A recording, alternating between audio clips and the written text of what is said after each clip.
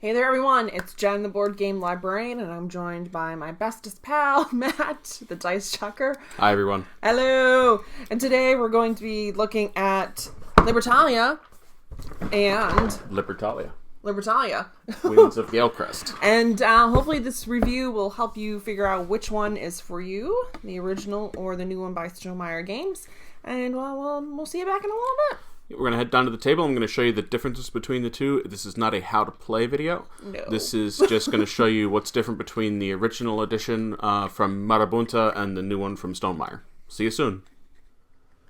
So here we're going to take a look at what are the major differences between the old edition of Libertalia and the new edition of Libertalia. And we're going to start with how things appear in the new box. We're going to start with the rulebook. Okay, so not much difference here.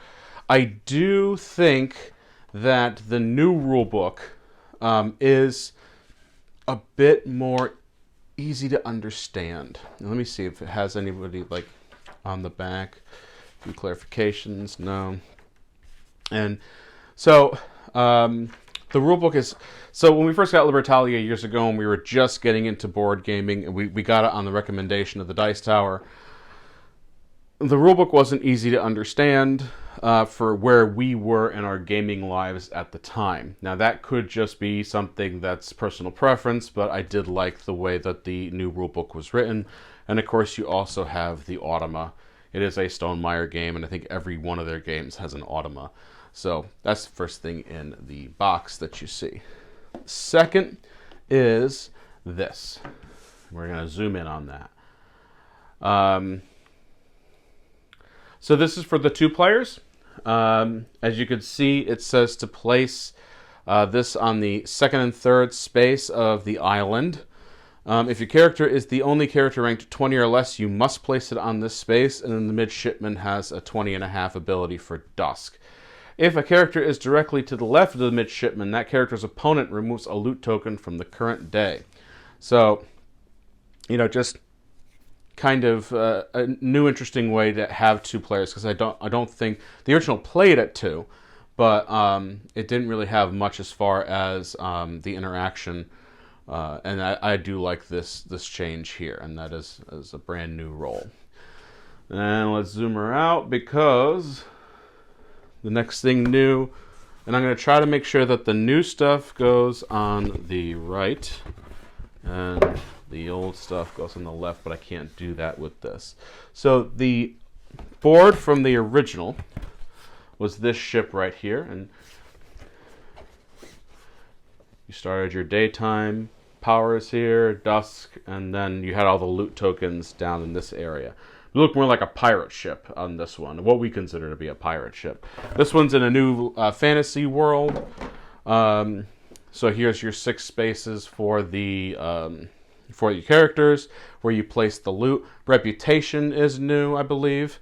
And then you have the abilities of the loot tiles down here, along with the nifty little aid right there as well. What's really interesting, however, though, is that there's a back side of the board where it's stormy, and some of the abilities of the tiles here are different. And then you have, I'm going to get this out now. Alright, then you have this right here, which some of these are for the Automa, but you can take these, which are both, they have the stormy symbol and the regular, and you can shuffle them and you just move them around, and you can have a randomizer for the front where you could put these down, and some of them can be stormy and some of them can be regular. So that's neat. Alright. One other thing I want to show you in the new edition, only because it will only take me like 3 seconds to show you. This is the Automa deck, and it's double, because that's where the Automa actually is going to take points, and this is just kind of like a filler for taking things. Okay, what is next? These. So on the left here, this is the loot bag, and we'll show some loot tokens. Oop, that's a doubloon. So we'll zoom in. These are nice little oblong hexagonal pieces, octagon oblong pieces that has artwork, and what we have here in the new edition are like nice resin pieces with symbology on it. Some of them remind me way too much of Starburst, especially this one. So that's one other thing that is different, and both editions were very easy to understand what the pieces meant. All right, but last thing I want to show you that's different. In the new edition, they have money, but because, like I said, it's this more fantastical world. Can I even zoom closer? Yeah. So that's the new edition with the old edition. This looks more like, old doubloons, and this is still doubloons, but with the value written on them. And I'm going to zoom back out because it gets real shaky. All right. And then, of course, the ones, and so it's 1, 3, and 5 in the Stonemaier edition. 1, 3, and 5, and it's 1, 5, and 10 in the Marabunta edition. All right. So, once again, we'll zoom in. That's the difference between the two on the money. Okay. In the original edition, you kept score with this little score sheet, and you had, let's see if I can find one really easily. One of these was your score tracker, and you'd move around, and yes. The new edition has these, which are little dials that you keep your score on. Not sure which one I prefer yet. Both are very functional.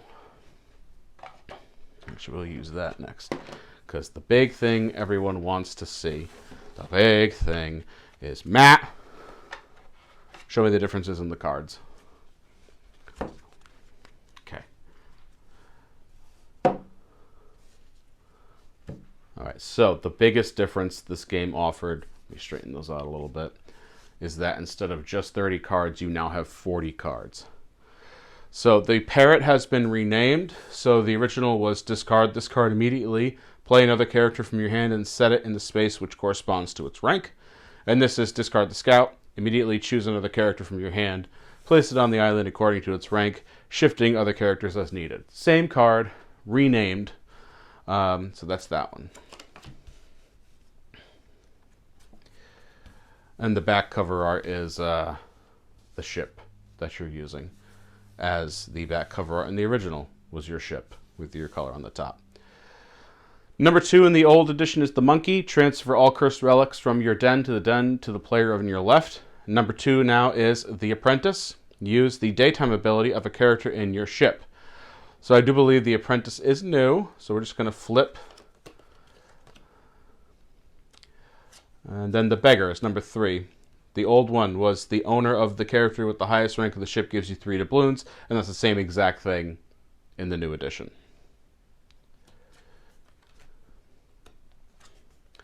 And then we have the recruiter in the old one. Take into your hand one of the characters from your den, because that's the thing too. So this was your player board at the time, and this was your den, and this was your ship, I believe. So you tucked them under here at the end of the round, and then you tucked them under here during the round, which for some people was confusing. So now you just get your ship is here, and you place them on top of that card during the day, and your graveyard's behind, which is where you tuck them underneath after the end of the round. The 4 in the Stonemaier edition is choose a character in your ship and return them to your hand. I'm going to be going a little ahead. Nope. Cabin boy matches. Don't take any booty tiles. If this is the leftmost character on the island, gain 3 money. So it gives it a bit of a different spin, but of course don't gain any loot tiles. So the preacher next in this Stonemaier edition. So we have the bandit. Move the leftmost space on the reputation track. Gain 1 for each position lost this way. And I think, yes. So like I said, there are 40 cards in the Stonemaier edition, which means we're going to be skipping through some stuff, so the numbers may not match if you're watching. So the Preacher, the daytime ability, discard all booty tiles but one, and then the new one, it's keep one of your loot tokens and discard the others, gain 1 reputation for each discarded loot token. People might be asking, what's reputation? Well, in the old edition, they had this little number down here. That was for tiebreakers. Reputation is the new way to get tiebreakers. And then gain 5 doubloons in the old edition and gain 6 in the new one for the anchor ability. The Barkeep, gain 1 doubloon at night. Same thing, but she has an anchor, gain an additional doubloon for each of your barrel tokens. We have the Waitress. So we'll wait on the Waitress for a second because I think... Does this one have a Waitress in it? They renamed some cards too, so... But anyway, you discard a treasure map to gain 3 doubloons. That's the old one. And now we have the Stowaway in the Stonemaier edition, which is gain a random loot token from the bag. If it has a Dusk ability, resolve it immediately, then discard the Stowaway. Let me just check something here. So I think we need to go ahead quite a bit in the new edition. We do. So now we have the Explorer in the new edition. If you gain a map token, gain 2 reputation during dusk, with the anchor ability being one of your map tokens counts as 2 map tokens. Then we have the Carpenter in the new edition, which now we can flip the Waitress over from the old edition. The Carpenter, during the day, lose half your doubloons, rounded down, and the anchor ability is still both the same at gain 10 doubloons. We went from French officer to officer. That's been changed. Daytime ability on the old one was gain 5 doubloons if you have less than 9 doubloons. Then this one is if you have 12 or more, gain 2 reputation. Otherwise, gain doubloons until you have a total of 12. Similar, but still different in how they operate. We'll wait on that one for just a bit. The Smuggler, I think, is new, right? Gain a loot token from the current day, then place the Smuggler in your ship. And then the Bodyguard. The Bodyguard in this one? No. Bodyguard is discard all saber and hook tokens from the current day. Gain 2 doubloons for each loot token discarded that way. Alright, so in the old one it was the Voodoo Witch. The name has been changed. So in the old one it was gain 2 doubloons for each of your discarded characters. And the Witch is a nighttime ability. Copy the nighttime ability of any other character in your ship. And then the anchor ability is, if the Witch is the only character in your ship with a nighttime ability, return the Witch to your hand. Excuse me. Then we have the Mutineer. Discard the lowest ranking character in your ship, which may be the Mutineer. Oh, no, so the numbering is a little off. So the old one, discard the character with the lowest rank other than the Mutineer from your den and gain 2 doubloons. New one, discard the lowest ranking character in your ship, which may be the Mutineer, then gain 2 doubloons. In the older edition, 12 was a freed slave. We're going to get to that card later in the new edition because the name has been changed. He had a nighttime ability for gain 1 doubloon for each character in your den with a higher rank than the freed slave. So now we go to the Brute. The Brute in the original, discard the character with the highest rank on the ship. The new one, discard the rightmost character on the island, still highest ranking, which may be the Brute. This character's owner gains a reputation. We have the Gunner. Is the Gunner next? Yes, the Gunner's next. The old one is pay 3 doubloons, discard a character of your choice from any den. And then the Gunner here, discard a character of your choice from any ship. If you choose an opponent's character, lose a reputation. If you choose one of your own, gain 1 reputation.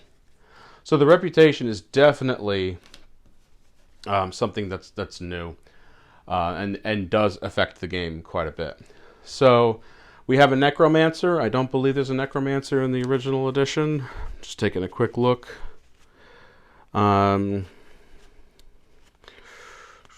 Yep, I don't see one. So the Necromancer, discard a relic token from your ship. If you do, return a character from your graveyard to your ship. The Freed Prisoner is the one that was the one we just talked about with the Freed Slave. That's been changed and named to Freed Prisoner. At the end of each night, gain 1 for each character in your ship with a rank higher than 20. If you would ever gain 3 or more this way during a single night, discard the free prisoner. The top man, by the way, because is that the bosun coming up? Okay, so things are a little out of order now. So let me catch up with the 20s. So we have the top man in the old edition. Gain 5 doubloons if you're the player with the fewest characters in your den. And I don't think that exists in the new one. I'm checking quickly. Yes, I don't think that exists in the new edition, that ability at all. Okay, then we have the Spanish Spy, which was discard all your Spanish officers, because that was a token you could get. That token is gone now. Draw 1 booty tile from the bag for each discarded Spanish officer. Spanish officers and sabers drawn that way have no effect. Like I said, that's gone. But I think there's a spy, isn't there? Oh, the top man is in here, but it's a completely different ability. And then you have the cook, take an extra booty tile, and it's loot tiles in the new edition as well. It's another change. Then the bosun, gain 2 doubloons for each character in your den with a lower rank than the bosun. Gain 2 for each character in your ship with a lower rank than 21. Then we have the brawler. Brawler is new. Discard a brawler from an opponent's ship. If you do, gain 2 reputation. At nighttime, gains 1. The thief, which is take 1 loot token from an adjacent player's ship. If you do, lose 2 reputation. And here's our top man, but it's a different ability. Gain 4 doubloons, then lose 1 for each character in your ship. Or, no, that's the same thing. It's gain 5 was the old one. Now it's just gain 4. Sorry about that, folks. Here's the recruiter. Play a character from your hand directly to your ship. Is that same as the recruiter at the beginning? Take into your hand one of the characters from your den. So, yeah, things have been reordered. Unless you gain a hook token, gain a second loot token from the current day. That is much different from the cook, which was just take an extra booty tile. Hook tokens are really cool because the hook token allows you to keep a character in your ship from day to day. I don't believe that was in the original. Was it? Oh, go ahead, at me, internet. I'm going to look it up. I'll bet I'll find it before you do. Because they replaced the Spanish officer.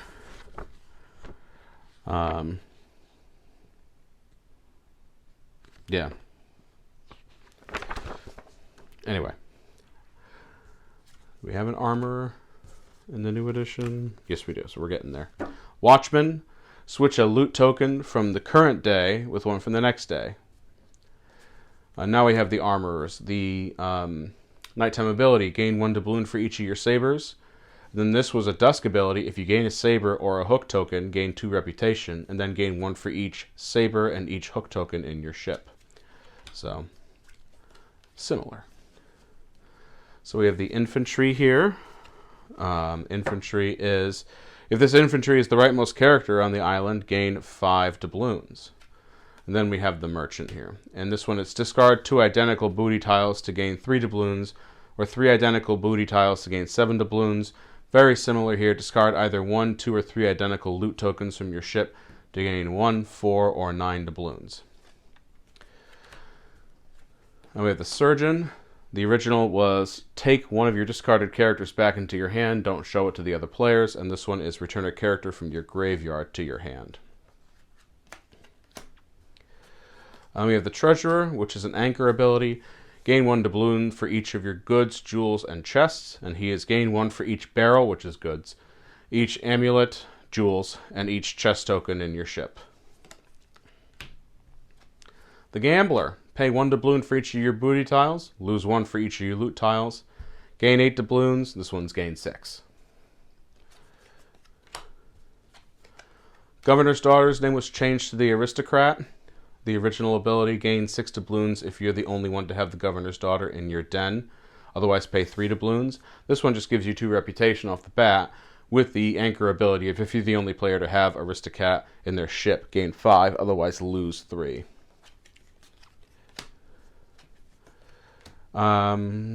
Yep, so the collector is new. If you have 2, 3, 4, 5 different types of loot tokens in your ship, gain 1, 3, 5, or 10 doubloons.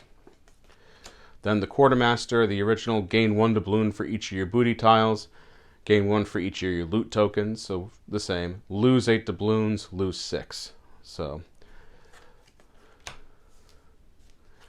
this is the Granny Wata, name changed to the Wind Nymph. So this is gain 2 doubloons if you're the only player with Granny Wata in your den. Otherwise, discard all copies of Granny Wata from all dens. If you're the only player with the Wind Nymph in their ship, gain 2. Otherwise, discard all copies of Wind Nymph from the ships, including yours. The first mate, gain 1 doubloon for each character in your den. So it has a daytime ability for lose 1 for each character in your ship, and then gain 1 for each character in your ship. The captain, gain 3 doubloons, lose 3 doubloons for each of your cursed relics. And the new one is advance to the rightmost space on the reputation track, lose 1 doubloon for each position gained in this way. Then we have the Spanish governor, which has just been renamed to the governor. The original, discard all characters from your den. The governor here, discard all characters from your ship, gain 1 reputation for each character discarded in this way. Those are all the changes made to Libertalia. I do understand that the changes made were certain card names and certain abilities. So, and of course you get 10 new cards in the new deck. This is not just simply new artwork. Some of it is new mechanics. When you look into the rule book, the standard rule book, it actually tells you in the back all the major changes that have been made. So he does say more characters, token abilities are changed, characters drawn and played. So yeah, in the new one, you only do 4 days instead of 6. So you draw 6 at the beginning, and then 6 at the second round, but you only play 5, and then 6 again, and you'll play 6. So reputation is new. Loot tiles are now double-sided, making them easier to set up but impossible to conceal. Discard pile graveyard. Everyone has a single pile in which they discard their characters, and then the 2-player and the solo mode as well. So yes, there are some changes here. There are people out there who are talking about it as artwork changes, but we're going to go back up so Jen and I can give you our thoughts on the changes made to the game. See you soon. So those are the differences between Libertalia and Libertalia Winds of Galecrest. Now, Jen, let's get this right out of the way. What's the biggest difference between the 2 editions? Real life pirates and sky pirates. Is that what you were going for, Matt? I was going for artwork, but... Oh, well, we could talk about that soon, but yeah. So first things first, you want to make an announcement. Oh, we're going to be giving one of these away. Hooray! But we're going to make you watch the whole thing. And then I'm going to say the name of which one we are going to give away.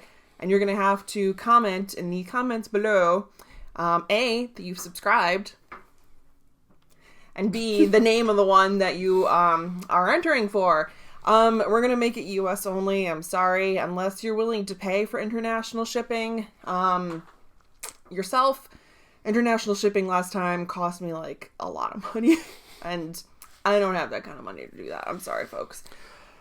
So, I mean, they could also fast forward to the end of the video. They could also fast forward to the video. So, whatever, I guess. There's no way YouTube can block them from doing that. No, true. No. All right, so yes, let's talk about the major differences. Cool. What do we want to start with? The artwork or the real life pirates versus sky pirates? Well, I guess since I led with the real life pirates. And anthropomorphic pirates. Sky pirates. So when I saw the retheming of it, I was a little confused because I was always under the assumption that, you know, Libertalia is a historical idea, right? It was this pirate haven that was outside of Nassau, I believe. They wanted to have it somewhere in Madagascar. And it never really came to fruition. So calling it Libertalia gave it that real-life feeling. So I'm not sure if there was any... Let me check on the rulebook. Any, like, world building for Galecrest? Let me take a look. I know there's a little short story here at the beginning of the rulebook. But, overall, I don't think there was like a story about the world. So I'd love to see that from Stonemaier if they ever created a story of the world of Galecrest. And if they did, then comment below about that. So it could be out there. I just don't know. What did you think of the difference in theme? And it's really not a huge difference. Oh, there's a lot of people who are really butthurt about it, and well, people aren't watching us because we're nice. Well, the last time you said someone was butthurt about it, someone got real butthurt and spent a long time in the comments telling you why he was butthurt about it. What video was that? Merchant's Cove, remember? Oh, we yeah. talking about the spinner. Yeah, I don't care. This is me not caring. So I don't care. I really don't care. All right. I really don't care. All right. So then the biggest change that it went through was the artwork. Now I want to say this. It looks different, probably due to copyright reasons, people. The artwork is still probably copyrighted somewhere. I could be wrong, and I'm sure the internet will love to tell me that I'm wrong. So, go for it. I can hear the keyboards tapping already. My new thing for Matt is we're calling him the Bernie Sanders of board gaming. I'm going to try to coin that. And good for you. I'm so happy that you're able to do that. Gotta get the finger going. The Bernie finger. Okay, so there's even more people who are butthurt about the artwork. And so for giggles, Matt and I went on BGG one afternoon, and we were... My goodness. The game hadn't even been released to previewers and yet. Just ones and twos because of the artwork alone, and that's horrible. Yeah, so I have a fundamental problem with that because... Somebody worked on this. Right. And artwork does not really, as much as one loves it, affect game mechanics. True. I mean, it can affect gameplay if you're that devastatingly horrified by it. Oh my god. So what I've said to people is, imagine you're a parent. And this is your child's big break in an industry that they've been trying to get into for a very long time. And people are being blank hats about it. And how would you feel as a parent if that was happening to your child? With jerks on the internet kvetching about the art. Art is subjective. You don't like it. That's fine. But I don't know if there's other things going on with that. But that really irritates me. Lamaro Smith, I also think, is from the Caribbean. So, he's infusing some of that into his artwork, too. And this is his breakout art in board gaming. So, I see nothing I'm sorry, wrong. Lamaro. I see nothing wrong with this cover. It's fun. It's super blue. It's whimsical. It's whimsical. And that cover is going to appeal to some people who think that pirates are not real, or don't like realistic looking pirates. I don't know. So let people like what they like and stop being a stinky poopy head about it. And people are not letting it go either. It's a real shame too, because the other thing that's different about this is there are added cards. Instead of a deck of 30 pirates like you had in the original, it's a deck of 40. So some of these new things, especially with that reputation track, which is also new, is very interesting. Very interesting additions to the game, and it's really, the artwork on each is really nice. Yeah, it's anthropomorphic. Anthropomorphic animals. I can't say that word. It's cute. They kind of have a similar flavor to the original. But I think we also need to talk about, we'll talk about the reputation track. Sure. Yeah, so in original Libertalia, I think everyone just started with 15 doubloons each round. And now this time it's, if you're lower on the reputation track, you get more. And if you're higher on the reputation track, you get less. I like that. Yeah, it helps break ties. Yep. There's cards now, I think, that based on where you are in the reputation track is kind of... It clicks in an ability. So I actually like that better. I also like that there's two sides to the board. One is a sunny side, which is more along the lines of the original, and then the back side is stormy, and I think the abilities of some tiles are tougher and trickier. And then you have the ability to mix the two up. You'll play on the standard side, but you have these tiles that you shuffle, you twist around, and you randomly put out some stormy ones on top of the sunny ones. So... what else is different here? The solo. Never thought I'd play Libertalia solo. And there's a 2-player tile that has a 20.5 that you put out there. And that kind of... in original Libertalia, 2-player was fine. We had a good time with it, but it was always better with more people. Yeah. We played the original at, I think, almost every player count. Yeah. And now... yeah, we'll have probably played this at every player count, too. I'd also like to address the fact that this could possibly be a Paolo Mori game that stays in print, because we all know about Paolo Mori's history with games that stay in print.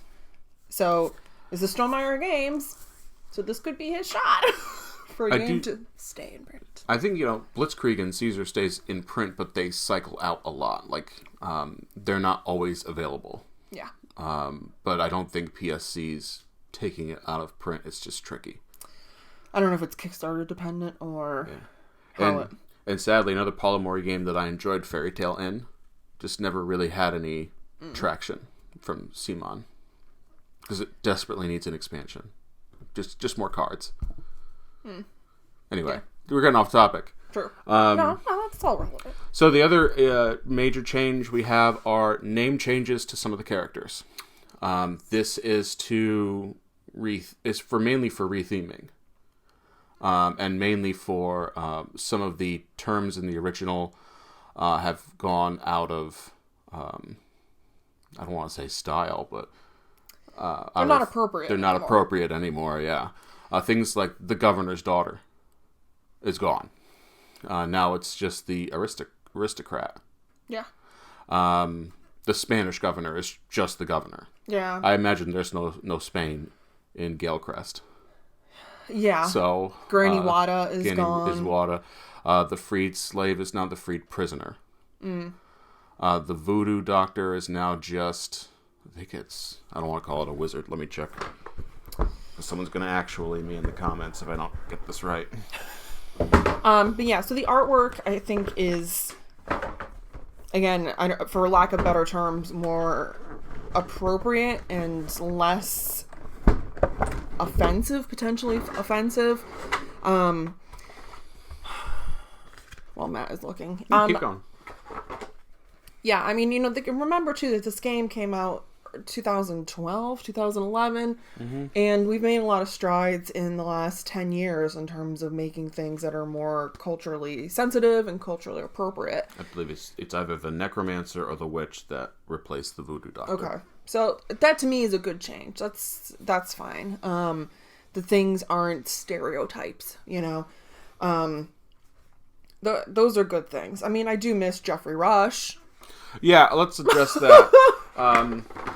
What we mean by that is no matter how much you look at that cover, that is just Jeffrey Rush right there. Yeah. And they're probably done because one of the Pirates of the Caribbean movies had been coming out at that 2011, time-ish. yeah, was the fourth one, which I don't know if many people remember. That's the one with Blackbeard. Yeah. So which would you recommend, Matt? I would definitely recommend the new one because you don't have to pay an arm and a leg to get it.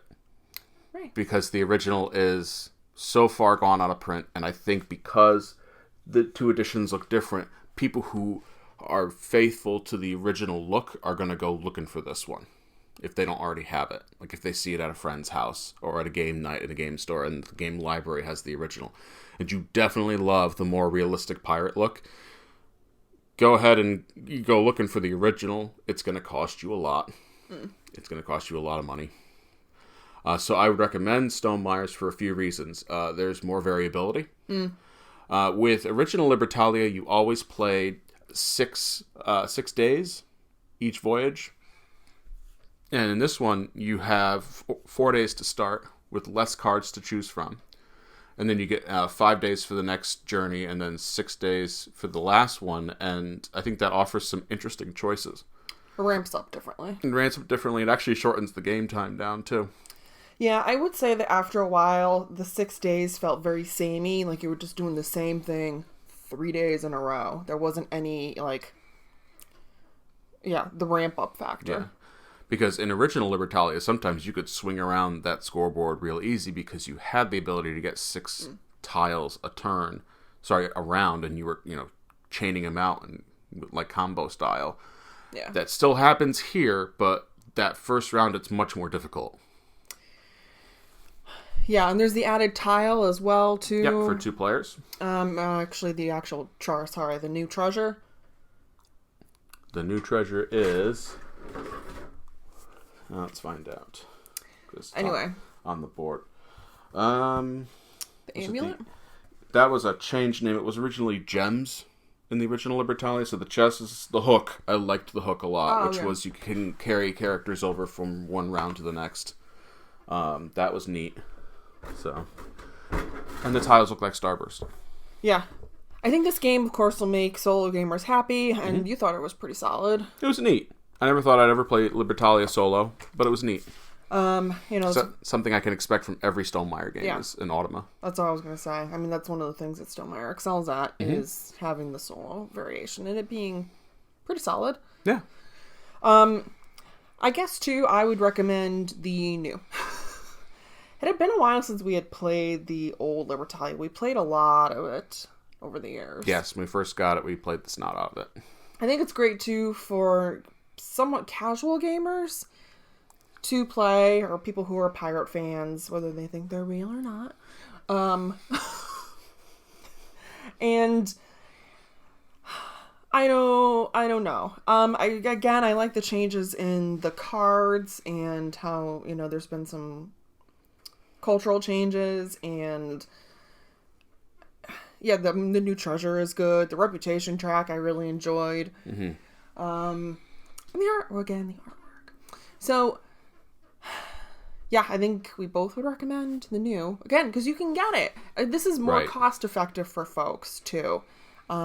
Especially nowadays, we have to be, concerned with cost effectiveness. Yeah, but I guess if you have all the money in the world, and some of you may, and this is a Grail game for you, this particular version, then awesome sauce.